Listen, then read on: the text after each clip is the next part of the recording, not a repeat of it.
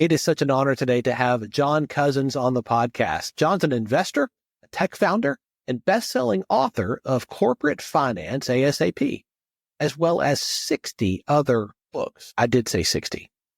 Having taught MBA students at universities worldwide, John is now the founder of MBA ASAP, which provides training to individuals, over 30,000 students in 165 countries, and corporations including Adidas, Apple, General Mills, Kaiser Permanente, Lyft, PayPal, Pinterest, Mercedes-Benz, and Volkswagen.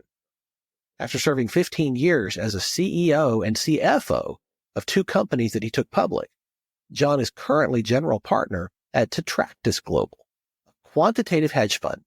He's an early investor in many successful tech companies and crypto protocols. John, I'm so glad you're here. Thanks for being on the show. Well, thanks so much, Bill. It's been a pleasure. All our conversations already, so I'm really looking forward to this. I am as well. Welcome to Catalytic Leadership, the podcast designed to help leaders intentionally grow and thrive. Here is your host, author and leadership and executive coach, Dr. William Attaway. John, I'd love to start with you sharing some of your story with our listeners, particularly around your journey and your development as a leader. How did you get started? Oh, thanks. Thanks, Bill.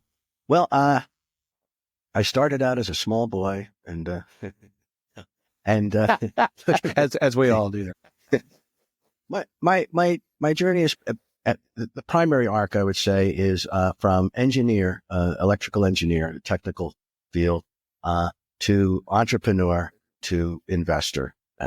So that's sort of the overall arching arc.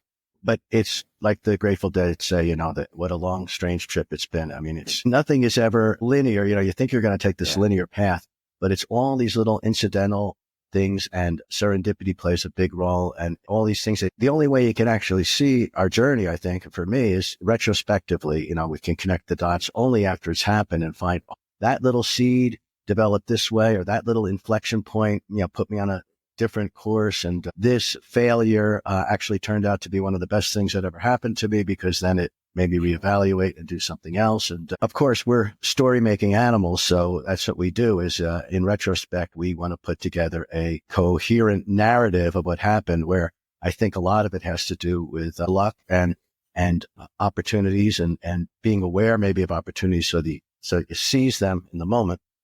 But So sort of with that preface, I started out, doing engineering, and that even my college was sort of, you're 18 years old, you go to college. I went up to Boston, and I'm really glad I ended up there. It was just the right size city for me, with lots to do, lots of big music scene, cultural scene. There's like 500, college institutions and 1,000 students when I was up there. So lots of everything is sort of geared towards that age range and interests. And it was just wonderful for me. I started out as a mechanical engineer, and then I bailed on that after a year. It seemed too stifling and restrictive, and became an English literature major at another university, and really wanted to, study the arts, study the more profound questions, deepen myself through reading and all. And then I, through serendipity or my sort of crazy urges, I got a job at a electronic music company, a synthesizer company called ARP Instruments up there. And I tried really hard to get that job. I finally landed one. And so I took a semester off. I did it for the summer, do that winter, and then started going to school as at Massachusetts Institute of Technology, MIT. One of the other guys there was doing a night program that they had there for retraining what they called tube jockeys. Back then, there was the older generation had learned electronics through tubes. And now suddenly, oh my goodness, it was all semiconductors, transistors and op amps and these things that were a whole new way of designing and building electrical circuitry. And so these people mid-career and stuff had to retrain. And I think that's a big part of, learning how to learn so that you learn quickly, because especially in this day and age, we have to be adaptive, and new things are coming out all the time. We have to learn them. But also another critical skill there is unlearning and relearning. So the things that we know, but just no longer serve us, we have to be able to recognize and then jettison and then relearn things. And that can be a painful process when we put a lot of our energy and time into learning one way, and suddenly that's become obsolete or marginalized or no longer serves us in some other way, psychological way even. We have to be able to recognize that, relearn it, and then learn again. I mean, that's been my sort of lesson in all this. So I started doing that, and then I went back to university, and instead of staying with English literature, I realized that my real interests were broader than that.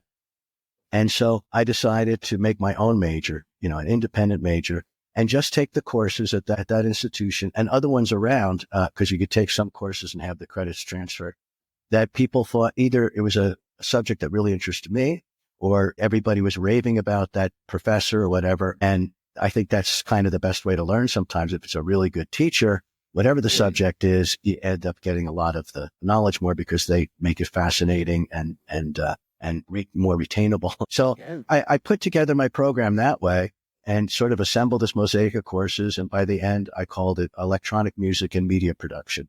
And by gum, that became my first career. I moved to New York and worked in rock and roll recording studios. And that's what I wanted to be, around music and all.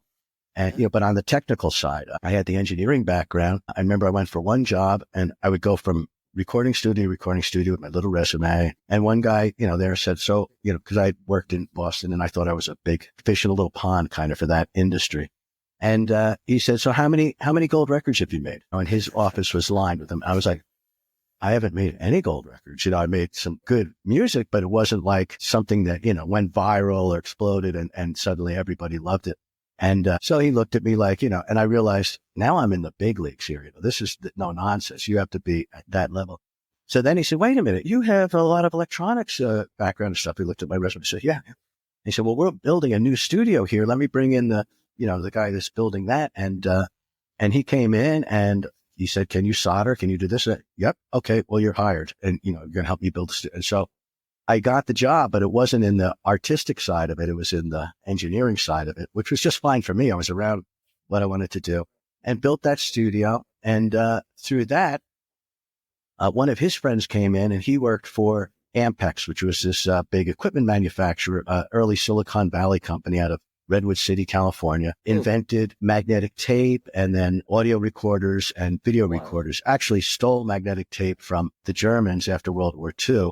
They had invented magnetic tape and, the Allies were always wondering how the heck can Himmler get around and have a speech in, Hamburg and then speech in Munich 2 hours later. Well, they were recorded and he wasn't in each place, but that was novel back then. They thought he had to be physically traveling. So they were the cutting edge at that time and they trained me up on video. I knew audio and then that became my career. And then that became I was a poaching place for the television networks to poach engineers because Ampex would train them up on the equipment and then they could, come and work because I ended up getting poached by ABC television back when there was 3 networks and, everything was just a sort of oligopoly of gatekeepers of broadcasting, things. Unlike now, right, where we can make a show like this, distribute it, and there's nobody saying, and the cost of it has gone down so much that it's actually democratized the distribution of information. That's right.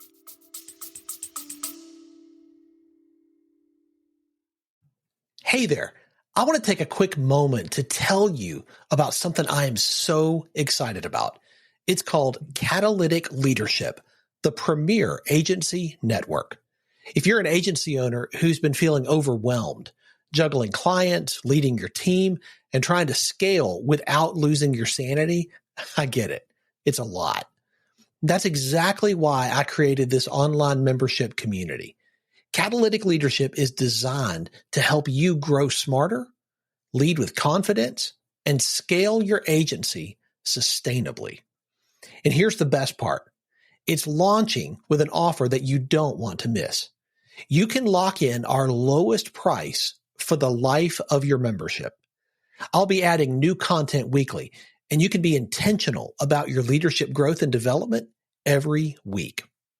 Our first workshop is all about setting your vision and strategy for 2025, getting crystal clear on where you're going and how to get there. Imagine walking into the new year with confidence, with a plan, and with the tools to lead your team into your best year yet. So don't wait. Click the link in the show notes to find out more and join the community. Let's grow your agency, your business, and your leadership together. I can't wait to see you inside. Now, back to the episode. So I worked there for about 10 years as an engineer, designing and building facilities for the network. And then I decided I wanted to go back and get my MBA. I realized I picked up an annual report of ABC one day, and like, I can't make heads or tails of these financial statements, balance sheet, income statement, this fancy glossy thing. And I know that this is important. People are, this is how the world kind of works. And to me, it was impenetrable kind of information, like reading hieroglyphics or something. So I was like, I really need to go and understand what this is. So then I went and got my MBA at the Wharton School down at University of Pennsylvania, and then moved out west after that. We thought we were going to go back to New York, but my family at that time, we decided to come to the Southwest and have a vacation and all. And so I've been here ever since 1990. And luckily the internet came along and made it so I didn't feel so remote. I could live in a remote place, but have access to the whole world. And it just made for a wonderful life. So kind of these things, the confluence of the convergence of different technologies happening at different times in my career, recognizing opportunities and sort of opportunistically going for them, and then just working hard and trying to do other things. Now, what I've become, and then I ended up down here founding a little over a dozen companies, probably 15 companies. Ended up taking, some of them abject failures, some of them, were relatively successful, some of them sort of mediocre. Like a portfolio, when you think of venture capitalists, they maybe put 10 or 12 investments down and they think that most of them are not going to make it, but one or two, the power law of, the leverage of that, they will make a return that'll, cover all the other ones and make a good return for our limited partners and stuff. And that's kind of, my career's been kind of that portfolio in a way, and ended up taking 2 companies public. And so that was a nice exit strategy, to make, liquidity for my investments. And then, ran those companies as a CFO and CEO for 15 years, and then started teaching in universities. And then realizing that, oh my gosh, these books, the textbooks and what they're teaching, they're this thick on accounting or finance or marketing, and, 800 pages or something. And I realized in my career, in my personal life, I never used just a fraction of that stuff, but, Right. So what I started to do is boil all that stuff down to its kind of essences and the fundamentals, like in football, blocking and tackling, and just the fundamentals. And that was the genesis of MBA ASAP, like Master of Business Administration type course material, ASAP, as soon as possible, just very quick, so that people can start using the information, so they can comprehend it and actually understand it. Because I was having students that I'd ask them a simple fundamental question, like I draw, okay, what's a balance sheet? And they'd panic, debits, credits, assets, they would just throw out buzzwords, and they really didn't understand. So I'd go through it with them for maybe 10 minutes, and the light bulbs would go off. And time after time, I'd be saying, like, I've taken 4 courses in this field, and this is the first time I really understand clearly what that is. Because, understanding the forest through the trees kind of thing, if you have too many details, you can't get a overview, a 30,000 foot view or whatever of what's going on.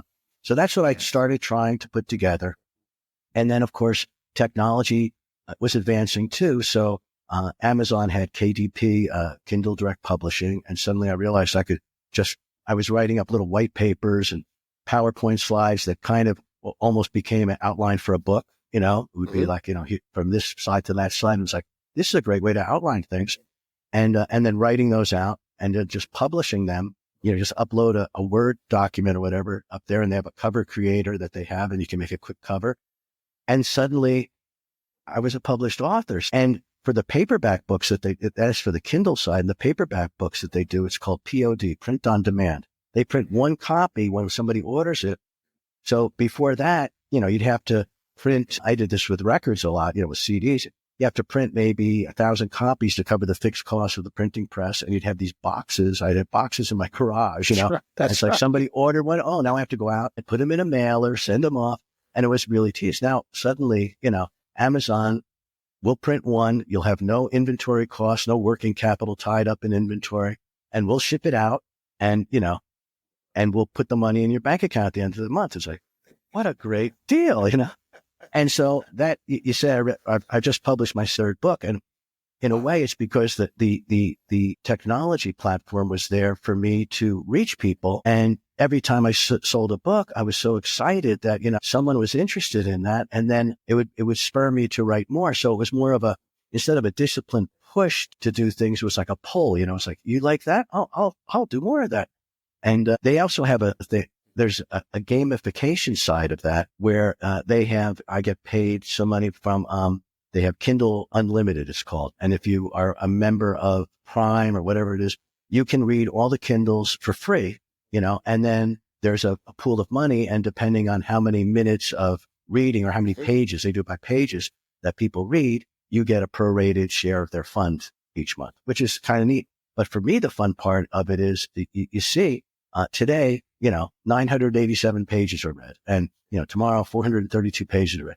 And it's so exciting to me, it doesn't pay me as much as when somebody buys a book, but I actually know that somebody actually read that. They didn't just buy it and then, I'll read it next week, and it's like, and so it's kind of there's a gamification thing, like they say, when you scroll on the internet that, there's these little dopamine rushes you get, or when you get an email or a text, ooh, maybe it's something fun.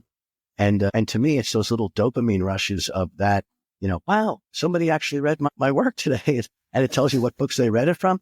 And so then it's like, oh, well, you like that? Well, I can write some more. And the same thing, the platform came up, Udemy and these other platforms for courses. And I would just record my whiteboard lectures on my little iPhone, and then edit them on iMovie, which is a $5 plugin for my Apple computer, and then upload them along with the books and create online courses. And so it all happened organically, and it happened because the technical platforms were there for me to ride on top of, just like Uber or something, Lyft or something.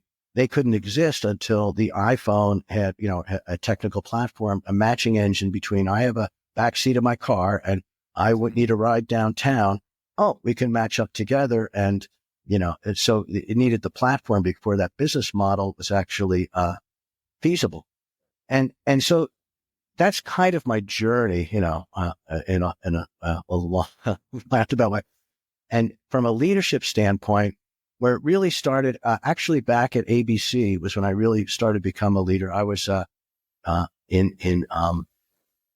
there was a union that did all of the work, the technical work, the soldering, the pulling cables, all that. I would create the plans and all that. And then I'd have these teams of 40, 50, union, highly trained technical people that would go out and start to build these things. And I would be in charge of those teams. And that was very exciting and fun. I mean, being in, like, say, at the Olympics we did in Sarajevo in 84, and team, and we're doing all this kind of work, and you'd see all these guys running around, and they were, doing the instructions of what I had said, and they'd come with some questions. We'd look at the plans, and, and it was always just so fun and exciting, and really getting a good relationship with them.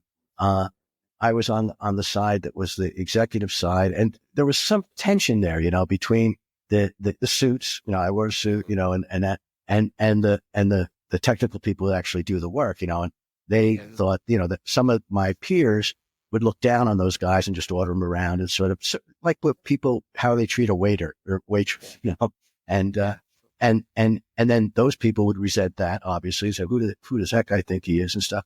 And so there would be this friction, and I understood that and recognized that, and really became genuinely friends with all of these, it was mostly men, but men and women that I worked with. And so I think that really helped to reduce the friction. We got things done faster, and they would go the extra mile for me. And I would see that, where they wouldn't do it, there would be some passive aggressiveness there, that they would undermine my colleagues, attempts. And so I started to realize that's when I started to, how do we interact with if there's a hierarchy with the people above you, managing up is another thing too, but managing down and leading, and so that you really get things done, and it's done in a less frictional way, so that things run smoothly.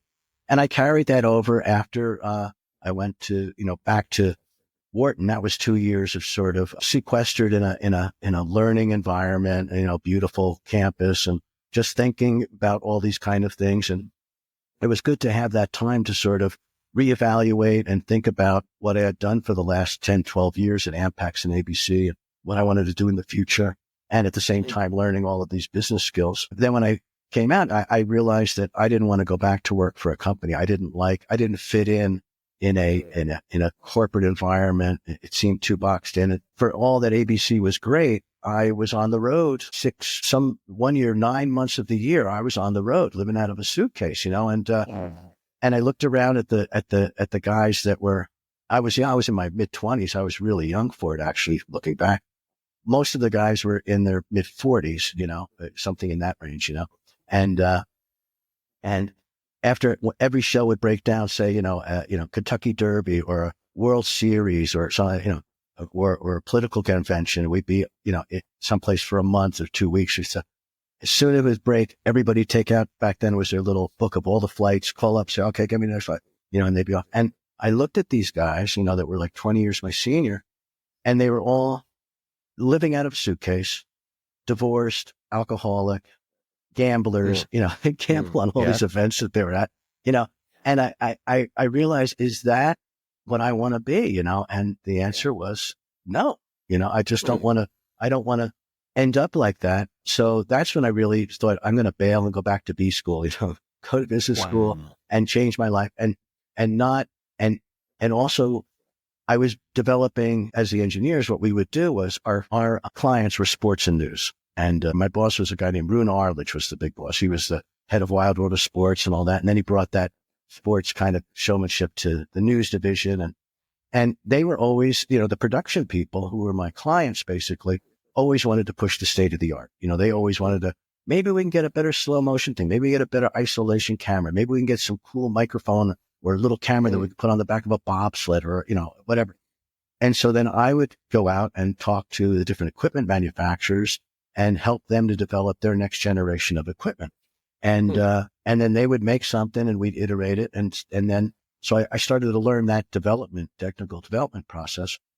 And then they'd go sell a bazillion of these things to everybody. And I was like, I want to capture some of that value, and be on that side of the fence. And so that's what I decided to do, was build technical companies. One of the things that a lot of people say about generating wealth is that you really don't want to trade your time for money working for a company or something, but really to work where you have some sort of equity ownership in the enterprise, so that the value is accruing to you. And so that's really important, I think, because obviously think about how a company works. The only reason they hire someone is if they think that that person is creating more value than you're giving them in return, in compensation. And that excess surplus value goes to the shareholders or the owners or whatever. So that surplus value, depending how big it is or small it is, you're not capturing. And so if you work for yourself or you're an owner to some degree, then you're accruing that value. The same thing if you invest in the stock market. Suddenly, you buy 10 shares of Tesla stock and Elon Musk, you're his boss. He's working for you. That's right. He's working for you. And that's just amazing to me that we have that opportunity to work, to invest in the stock market. So, investing and then also owning some ownership in your company. I think Naval Ravikant, who's a great thinker, said that you have to have equity. And hitting that home. And I really agree with that. And as I started to build companies, then one of my, essentially you hire people. That's part of leadership. You have to see, is this a good fit and all? And many times I would think my intuition is right. And you'd hire somebody, that person is really smart. Well, they were very good at the interview process and inflating their can-do spirit or whatever. And then they would not really perform, And then other people that you'd hire and you think, well, they're at this mediocre level, but they could do a good job. They're a steady Eddie, whatever, and suddenly they start growing, And I always really love that about leadership, is to help nurture talent and to give people just a little bit, not too big of a responsibility that you're setting them up to fail, but enough extra responsibility that they have to grow and push beyond their boundaries and do something. And then giving them room to say, if you fail, if something goes wrong, just tell me right away. And when people feel comfortable, they report back and say, you know what, this isn't working. We thought it was. Okay, great. What can we do to fix it? Boom, boom, boom. And they realize I'm not going to get fired. I'm not going to get yelled at or not going to get belittled in front of everybody else, that we're really all moving in the same direction, communicating a vision that everybody buys into and is excited about. And then using that as the criteria for what works and what doesn't. And then to see, there's nothing more satisfying to me than to see somebody grow in their confidence, in their capabilities, in their skill sets, so that they can actually take on more. And then once that happens, then some people have this appetite for, give me more. I want to do more. I'm really liking this. This feels great, and that, from a leadership standpoint, I consider that angel's pay. That's the kind of satisfaction that you get from being a leader, creating a vision, communicating that vision, getting people excited, and all sort of marching in the same direction, and helping people to expand what they're to understand they're almost themselves, to themselves, that they have more capabilities than they think, and doing that in an incremental way so that they're not scared that, there's a thing called, flow states, and the flow channel is, you want to get into that place where you're really completely, everything's going right, and, you're concentrating, everything's flowing. You have to have a task that's a little bit more challenging than you think your capabilities are, but not so much that it's too much, so that you're not overly bored and doing the same thing, or you're not, completely freaked out because it's way too much for you to do. And that sort of flow channel, finding that for leading people, I think is really critical, at meeting them where they're at and helping them to grow and get better. And the other part of leadership too, I think, is in a company, is creating jobs and saying, wow, I'm giving these 10 people or how many a livelihood, and their family is, and how great is that? And I want to make this something where they feel happy to come to work, and they also are growing and learning and making a good living. And so there's so many satisfactions from leadership that I found. And like you say, catalytic leadership, your thing, it is like a catalytic converter or something, where you're helping people. It's like alchemy or something. You're helping them to grow. And there's psychology obviously behind that, and all, and communication skills, and confidence in something that whatever you're trying to do has to seem relatively feasible, so that people think, oh, that's an achievable goal. We can actually do that, instead of like, I want to build some feathered wings and we're going to fly to the moon. Let's go. It's like, that's so good, John. There's so much wisdom in what you shared, and I know that's hard won. I often tell clients that there's no such thing as a wasted experience, that everything that has happened in your life has contributed, good, bad, ugly, and different. All of it has contributed to making you who you are today, and learning how to leverage those experiences in a way that they're not just for your benefit, but for the benefit of other people. That's a theme and a thread that I see through so much of your story. Working in academia, seeing the challenges, seeing the struggles, experiencing them yourself firsthand, and then saying, hey, how can I move to the solution side of this? How can I become a part of a solution that doesn't exist yet? And then, as an entrepreneur, doing what entrepreneurs do best, create jobs. So many of those threads just recur again and again in your story. I love that. Oh, thanks, Bill. That's a wonderful way to, let me ask you to this. sum it up, and very eloquent. Let me ask you this. You have to lead in a different way today than you did 5, 10, 15 years ago. And the same thing is going to be true 5 years from now. Your teams, your companies, they need you to continue to grow and develop. How do you stay on top of your game and level up with the new leadership skills that your team, your clients, that's a wonderful your companies question, are going to Bill. need you to have? That's a great question. What I've seen happen, again, technology has been such a driver of organizational development and organizational behavior. It used to be that things were much more hierarchical, and you'd have these different steps. Now organizations have become flatter with less steps in between. And there's a number of good reasons for that. Sometimes you have too much middle management and things. And one of the things now, back in the day, it would be like, do this, do that, people, why? Because I said so, whatever, Right, it would be kind of, right. sort of almost a military kind of way where in the military, you have to have clear, direct order lines because things can't be questioned and negotiated and discussed and sort of come to consensus because things have to be done right now. And so That's you right. have to have a plan, and that plan has to be executed. I remember Harry Truman supposedly said when Eisenhower was coming in to be president, and he came in after Truman, and Ike was, the head of Supreme Commander of Allied, theaters and this top military guy. And Truman said, poor Ike, he's going to come in here and he's going to order people and say, do this, you do that, all this efficient, great stuff. And none of it's going to happen because the government was more squishy and all these sort of palace intrigue and different agendas. And so you can't really tell people to do it. And so that is kind of in different organizations, there's different skill sets that are required to get things done. And, yes.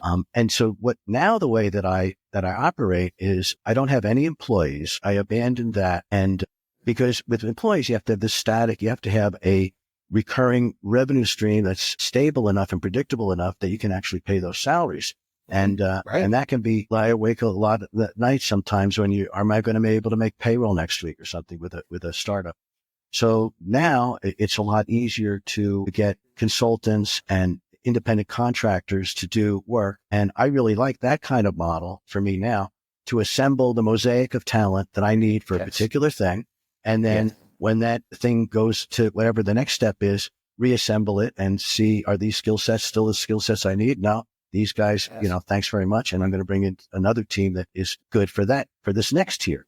And then it's a variable cost. If you can't do it, then you cut off that contract or whatever. And they're used to that and all. And you can really get the expertise you need when you need it. Now that is a very flat organization. I mean, it's just, there's no hierarchy at all. So then what I've found is really becoming critical is communication skills and negotiation skills. Because you have to negotiate with people to convince them that what you need done is worth doing, and they're not just doing it for a paycheck or something. Right. So it's, in life, you don't get what you want, you get what you negotiate. And so really understanding how to negotiate with folks so that you're both thinking about how do we solve this problem? And it's not like you did this wrong. It's like, here's the problem. How do we address it and solve it? And move forward and then creating good measurement type of things like, OKRs and KPIs, key performance indices so that you know what your objectives are. And once you have things, metrics, what gets measured gets managed, That's as right. Peter Drucker said, he'd say, That's right. If you have good measurement things, then you can course correct and see how you're performing. And that's a good way so you need, what's the goal? How are we going to measure success?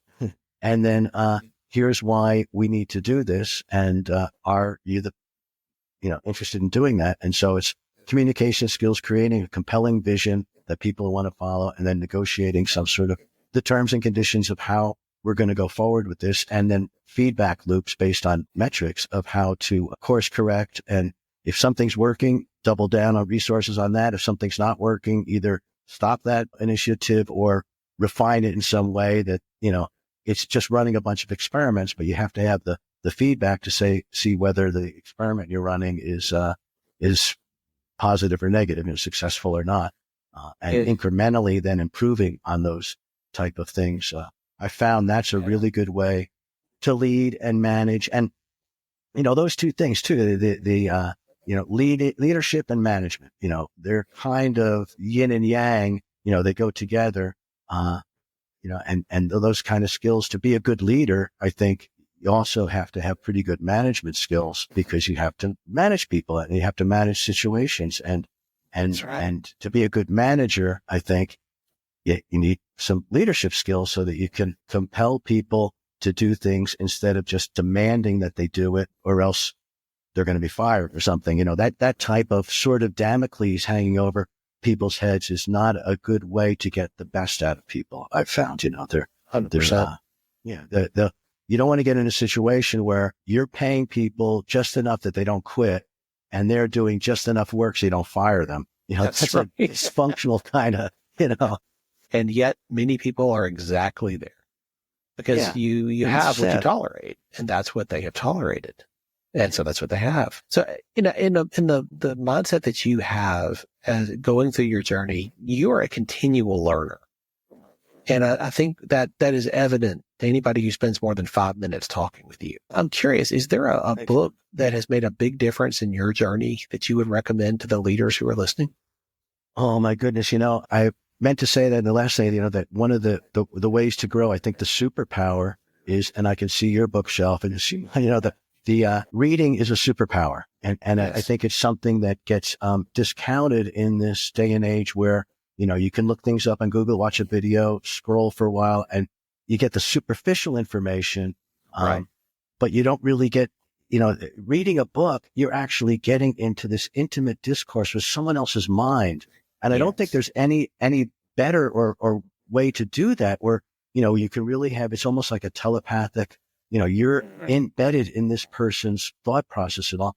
And it's really fascinating when we go back and read something like, from 2000 years ago or something, like Plato or Seneca or through the Middle Ages and to, wow, a lot of these problems and issues that we have, they may look a little bit different. They may look modern, but they're just fundamental things that thinkers have been thinking about for millennia. It's a comforting process to it. I think it eliminates loneliness, alienation. Solitude is one thing that's great, and reading is a solitary pursuit. And loneliness and alienation are two other things. They're not, like solitude. And I think that there's such a comforting thing in being able to read and realize that you're not alone, that other people have had these things. And also the articulateness of great writers when, that you read something, it's like, I always thought that in a way, but I never was able to put it that succinctly. And Absolutely. Oh man, I have to highlight that and take a note and put that into my daily note. I keep notes of, now I keep them on my phone notes.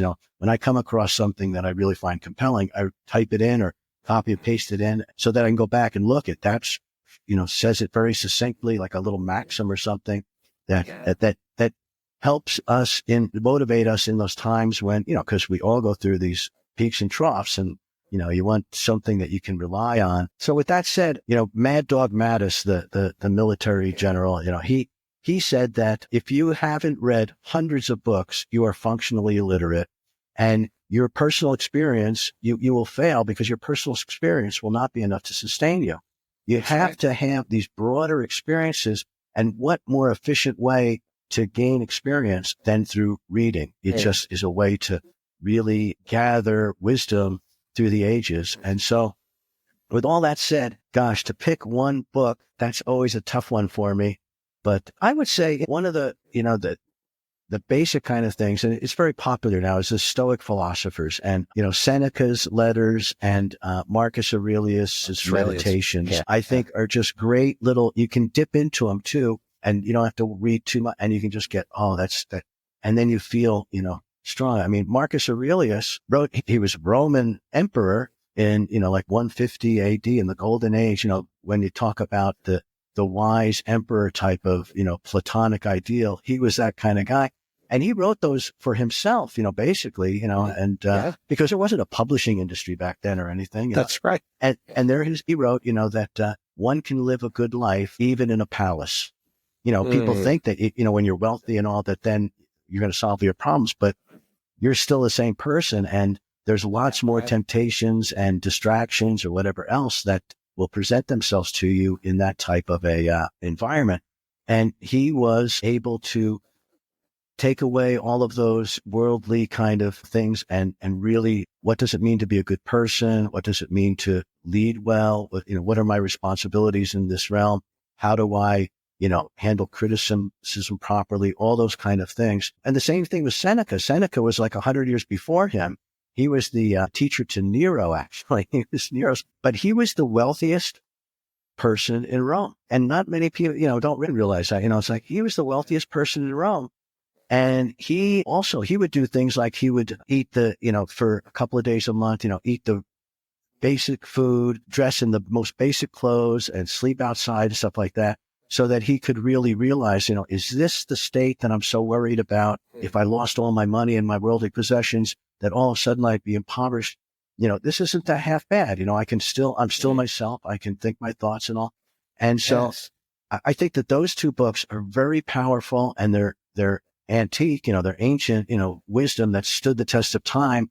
And everybody throughout the ages, like the founders of the United States, they had a classical education. They were steeped in this kind of information when they thought about what does it take to create a good government that will be beneficial to the people, all those kind of things. So to go back and have a foundation of that type of wisdom and knowledge that I think everybody else through generations upon generations have also relied on this, I think is a good place to sort of maybe start, because then you have a cultural literacy with all of these people through history, that also, in the Middle Ages, they read that, So Absolutely. Well, and I think you keyed in on this. This has been a standard of education for a very long time for a reason.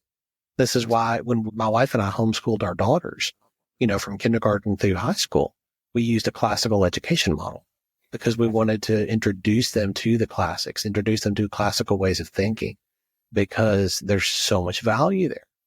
And I think that has benefited them beyond for that reason. This is timeless wisdom. that's very incredibly insightful, Bill. And that's a great way to educate, I think.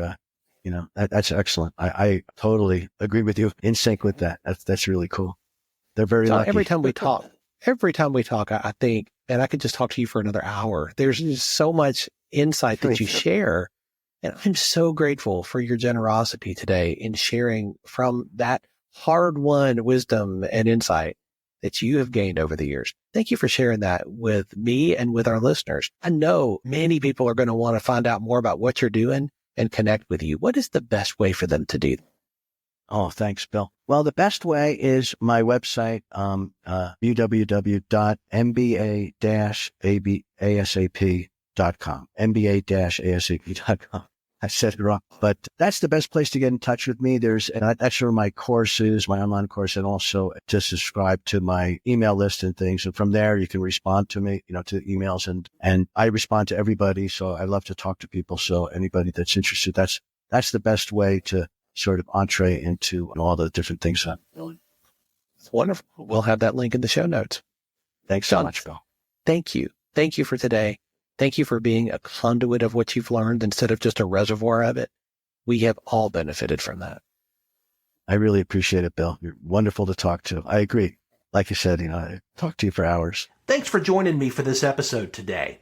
As we wrap up, I'd love for you to do two things. First, subscribe to this podcast so you don't miss an episode. And if you find value here, I'd love it if you would rate it and review it. That really does make a difference in helping other people to discover this podcast.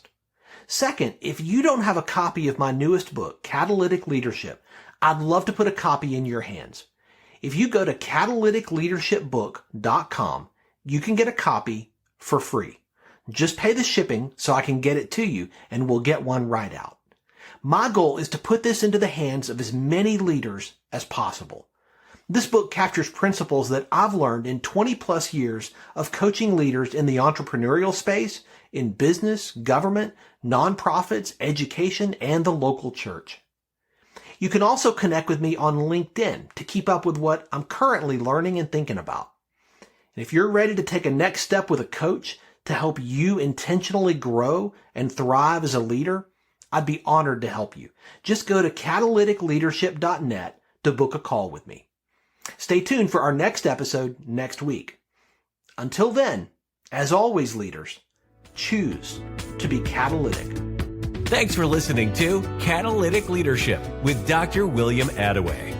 Be sure to subscribe wherever you listen to podcasts so you don't miss the next episode. Want more? Go to catalyticleadership.net.